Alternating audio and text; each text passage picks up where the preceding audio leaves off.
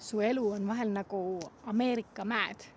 Ühel hetkel on nagu kõik hullult äge, läheb mäest üles ja siis järgmisel hetkel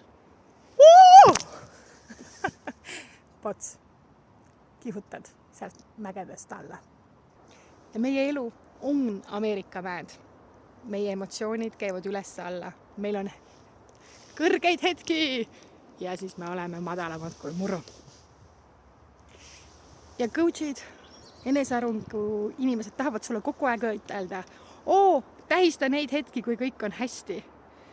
Ja neil hetkedel, kus on kõik natukene kehvasti, sa oled seal all, siis motiveeri ennast, let's go! Tegelikult on võtis siin stoilisuses. Et nendel hetkedel, kui sul lähebki super hästi, siis see teadlik valik, et okei, mul läheb praegu hästi, ma tegin mingi müügi, sain töökoha, see on see koht, kus ma ütlen endale, okei, nüüd ma koristan ja teen pesu.